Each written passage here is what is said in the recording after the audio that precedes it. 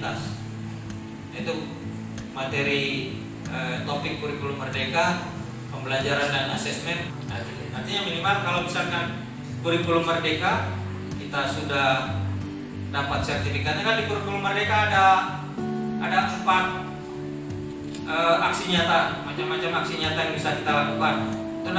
Ibu mendaftar pakai apa, Bu? Sertifikat apa? Topik apa? Kurikulum merdeka.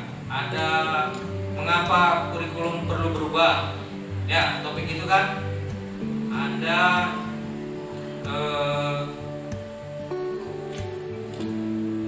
FGD. Ya, yang diskusi menggunakan 6 topi berpikir itu. Nah, saya sampaikan Bapak Ibu, ke depan ini sekarang ini sudah ada Perdirjen GTK terkait dengan model kompetensi guru. Kerjakan pelatihan mandiri pada topik kurikulum merdeka sebagai syarat mendaftar komunitas. Sebenarnya ada 3 topik kurikulum merdeka, pembelajaran dan asesmen. Yang pertama itu apa yang kita harapkan untuk murid pelajari. Ya. Apa yang mau dipelajari oleh murid kita? Berarti kita kembali ke apa yang Bapak Ibu? Kepada mulai dari capaian pembelajaran, ATP-nya sampai ke tujuan pembelajaran. Tujuan pembelajaran kita ini apa? Kemudian berorientasi pada hasil, dalam hal ini pembelajaran murid. Jadi orientasinya bagaimana meningkatkan kualitas pembelajaran. Ujung-ujungnya kan hasil belajar siswa.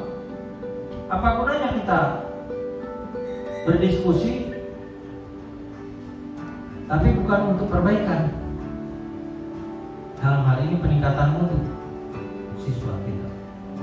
Nah, jadi selalu fokusnya kepada 3 hal ini. Sedikit, kalau kebutuhannya dalam pengajaran ini, misalkan kemampuan di broadcasting siswa, butuhkan juga kemampuan berbahasa Indonesia yang baik atau istilah-istilah dalam bahasa Inggris itu kolaborasi antar guru kira-kira seperti apa?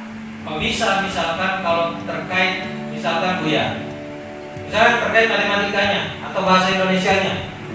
Ya mungkin yang saya bilang tadi, ketika Ibu berdiskusi di dalam komunitas, bisa yang jadi narasumber guru matematika, bahasa Indonesia. Ketika topik yang dibahas di dalam komunitas kita ada kaitannya dengan bahasa Indonesia, nanti guru bahasa Indonesia.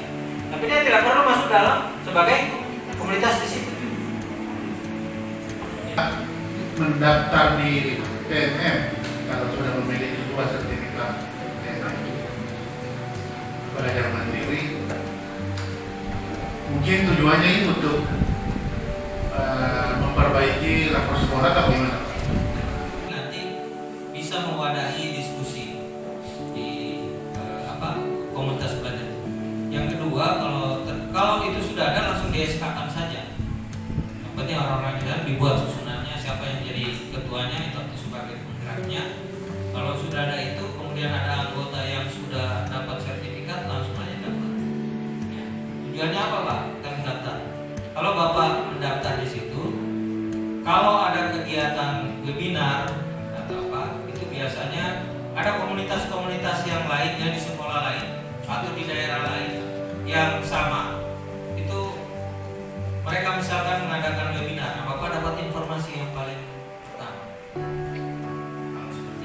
Itu keuntungannya. Kan kemudian kita evaluasi, kita refleksi lagi. Apa yang sudah berjalan, apa yang sudah belum. Jadi pembelajaran dalam komunitas kita itu orientasinya harus ke situ. Sudah berhasil nggak? Apa yang kita sudah berjalan tidak? Apa yang kita lakukan, yang kita rencanakan? Ada nggak dampaknya terhadap perbaikan hasil belajar siswa? Kalau ada sampai sejauh mana? Kalau yang belum, apa yang akan kita lakukan? Itu siklusnya. Ini yang perlu dibangun di dalam komunitas belajar. Jadi itu 3 hal tadi, ya, fokusnya kepada pembelajaran, kemudian bagaimana membangun budaya kolaboratif, dan orientasinya kepada hasil belajar murid.